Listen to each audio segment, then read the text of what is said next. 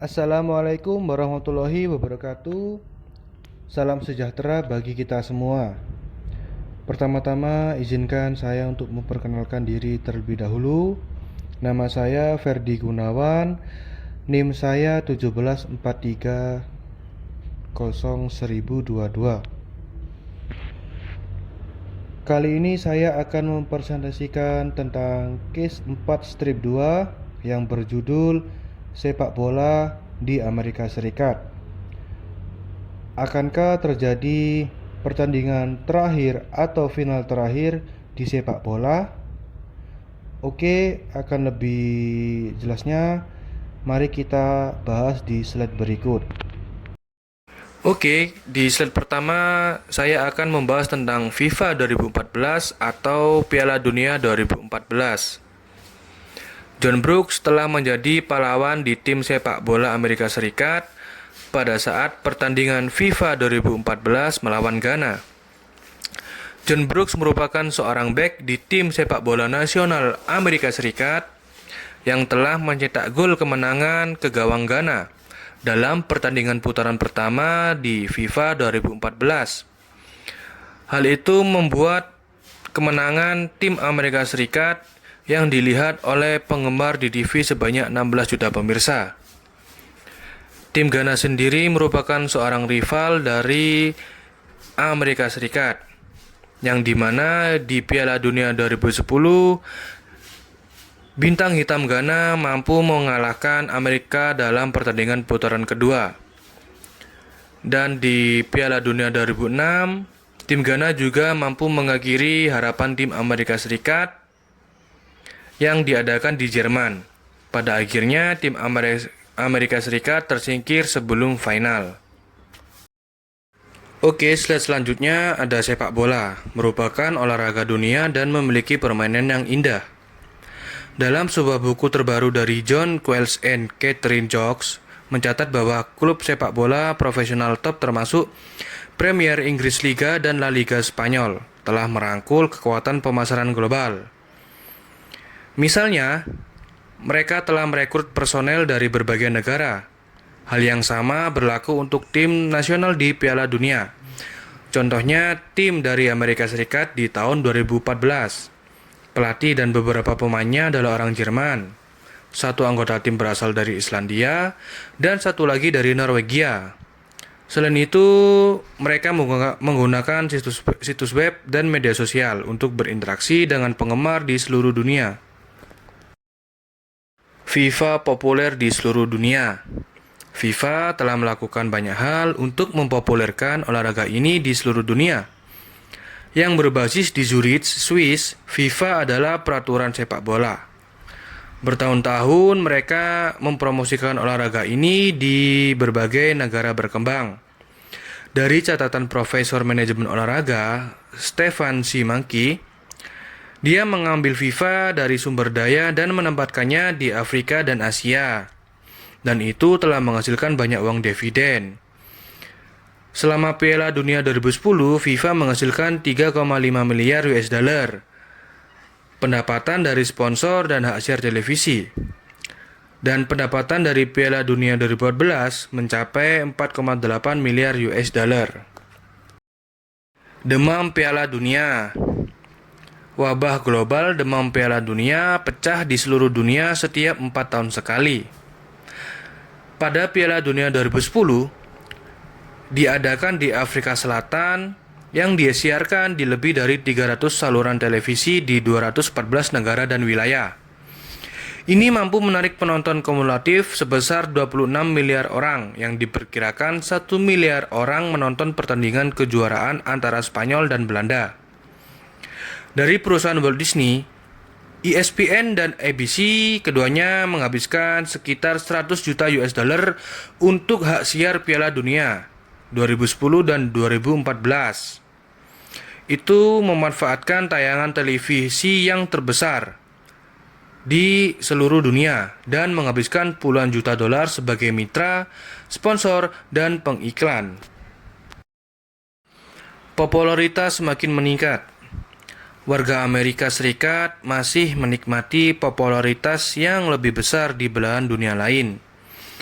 Menurut analis sepak bola Roger Bennett, Amerika adalah pos terdepan dan terakhir dari sikap apatis sepak bola. Bennett atau host Man in Blazer di NBC Sport Network pernah mencatat bahwa turnamen Piala Dunia adalah Homer's Odyssey in Cleat. Bennett dalam catatan mengatakan bahwa sepak bola ditakdirkan untuk selamanya menjadi olahraga Amerika dari masa depan. Mengapa bersikap apatis?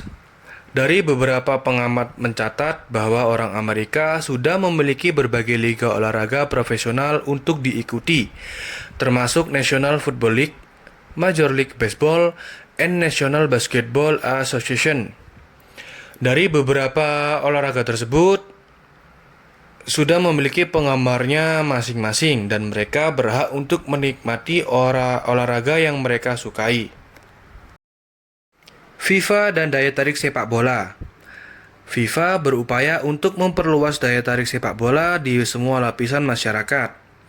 Misalnya, FIFA mengawasi perizinan logo dan maskot tim untuk perusahaan seperti Adidas dan elektronik seni. Pada tahun 2006, saat putaran final Piala Dunia diadakan di Jerman, FIFA menuai hasilnya setelah penggemar menghabiskan 2 miliar US dollar untuk memorabilia sepak bola. Hal ini menunjukkan bahwa sepak bola adalah sebuah game atau hiburan yang dapat dinikmati oleh masyarakat luas. Para penggemar sepak bola tidak segan untuk membeli tiket langsung jika mereka ingin melihat tim kesayangannya sedang bertanding di stadion. Dan para penggemar tidak segan-segan juga untuk membeli kostum ataupun jersey dari tim kesayangan mereka. Koneksi mode pasar massal. Setelah pertandingan kejuaraan, penjualan dan pendapatan FIFA mulai berkurang. Sebagai salah satu elemen dalam strategi yang dirancang untuk melawan tren ini, FIFA meluncurkan merek fashion global baru yang bertujuan untuk membangun dan memelihara kesadaran dan minat pada sepak bola di tahun-tahun sebelum pertandingan Piala Dunia. Amerika Serikat adalah pasar utama FIFA. Federasi sepak bola di Amerika Serikat mengatur organisasi profesional, termasuk Major League Soccer atau MLS, serta remaja dan sekolah kompetisi. Pemasar memahami bahwa hubungan antara sepak bola dan dunia memiliki peluang emas, di mana bintangnya mampu mencapai status selebriti yang banyak didengar dan banyak dilihat dari bagian dunia, dan dapat dinikmati daya tariknya yang tampak universal. Total Apparel Group atau yang disingkat TAG. Shannon Cossley adalah mantan CEO Total Apparel Group atau TAG, yaitu perusahaan yang memasarkan pakaian kasual bertema sepak bola di bawah lisensi dari FIFA. Pada 2010, TAG meluncurkan koleksi pakaian FIFA di 12 negara. Seperti yang dicatat oleh CEO Cossley, tujuannya adalah untuk membangun tempat sepak bola dalam budaya yang target utamanya adalah warga Amerika Serikat sendiri. Pada suatu waktu di tahun 1904, itu adalah hari di mana memperingati tahun didirikannya FIFA di Paris. Koleksinya juga termasuk edisi terbatas yang bergaya retro FIFA Heritage Tees yang menampilkan logo turnamen asli dan maskot FIFA. Sayangnya TAG tak bertahan lama. Ternyata inisiatif TAG berumur pendek. Ada 3 faktor. Yang pertama, koleksi tersebut diluncurkan pada puncak krisis ekonomi global dan setelah bank investasi Goldman Sachs bangkrut. Pembiayaan untuk usaha tersebut berantakan. Masalah yang kedua adalah banyak orang memandang FIFA sebagai organisasi, bukan merek. Membangun merek membutuhkan waktu, sebuah fakta yang meningkatkan ekspektasi jangka pendek, yang tidak realistis untuk koleksi pertama tag. Dan yang terakhir, yang ketiga, karena FIFA memiliki banyak mitra eksklusif, seperti Adidas, yang membayar biaya besar untuk hak istimewa tersebut.